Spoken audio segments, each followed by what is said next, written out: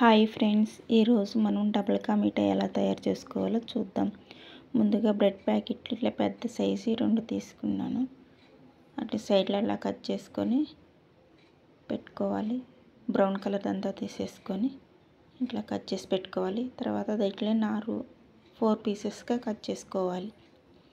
ఇలా కట్ చేసుకొని ఏదైనా ఒక క్లాత్ మీద కొంచెం డ్రై అయ్యే వరకు అలా ఆరబెట్టుకోవాలి. తర్వాత బాదము అవి కట్ చేసి పెట్టుకోవాలి. తర్వాత ఒక కళాయిలో నెయ్యి వేసుకొని కొంచెంగా బ్రెడ్లు ఇట్లా ఫ్రై చేసుకోవాలి.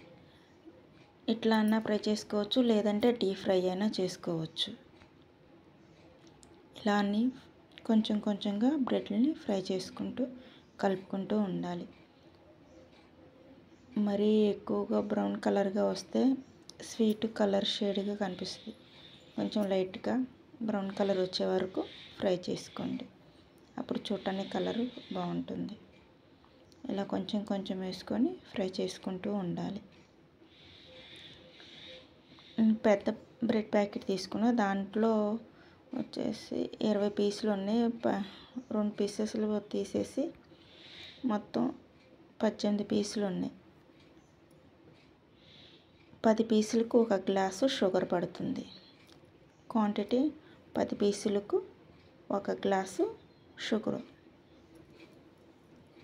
తర్వాత అదే ప్యాన్లో బాదం పప్పు, జీడిపప్పులు కొంచెం నెయ్యి వేసుకొని ఫ్రై చేసుకొని పక్కన పెట్టుకోవాలి. ఇలా అన్నీ ఫ్రై చేసుకొని పక్కన పెట్టుకున్నాక ఇలా డ్రై ఫ్రూట్స్ కూడా ఫ్రై చేసి పెట్టుకోవాలి. మళ్ళీ ఇంకొక గిన్నె, వెడల్పు కాంటి గిన్నె తీసుకోవాలి.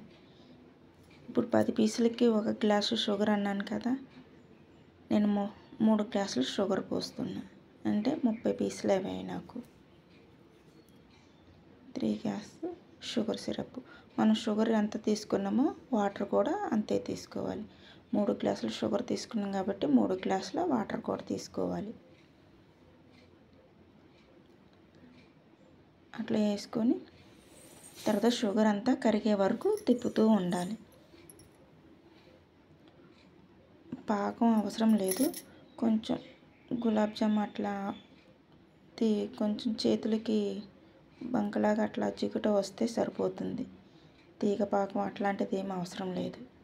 షుగర్ మొత్తం కరిగి కొంచెం బాయిల్ అవుతే సరిపోతుంది.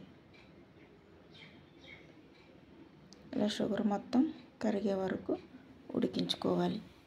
దాంట్లోనే ఒక 5-6 ఇలాచీలు వేసుకోండి, ఫ్లేవర్ బాగుంటుంది. అలా మొత్తం కలుపుకుంటా షుగర్ అంతా కరిగే వరకు కలుపుతూ ఉండాలి.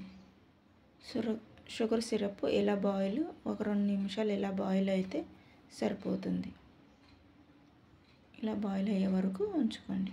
తర్వాత ఆ బ్రెడ్ మొత్తం అట్లా షుగర్ సిరప్లో వేసి కలుపుతూ ఉండాలి. మరీ ఎక్కువగా కలిపామంటే మొత్తం మ్యాష్ అయ్యి మెత్తగా అవుతుంది. మొత్తం వేసుకున్నాక కొంచెం అటు ఇటు కలిపెట్టండి, సరిపోతుంది. ఆ షుగర్ సిరప్ మొత్తం బ్రెడ్ లేసెస్ పీల్చేసుకుంటుంది. అట్లా మొత్తం వేసుకోవాలి.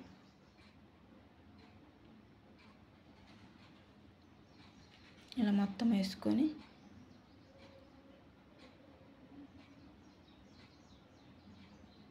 కలుపుకోవాలి.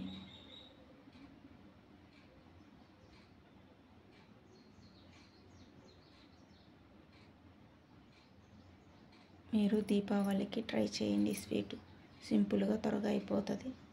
ఇలా మొత్తం వేసుకొని ఇలా కలుపుకోవాలి. ఇలా మొత్తం బ్రెడ్ మొత్తం కలిసేటట్టు షుగర్ సిరప్ మొత్తం పీల్చేటట్టు మనం కలుపుకోవాలి. తర్వాత కాగబెట్టుకున్న పాలు 1 గ్లాసు పాలు పోసుకోవాలి. అట్లా 1 గ్లాస్ పాలు పోసుకోవాలి.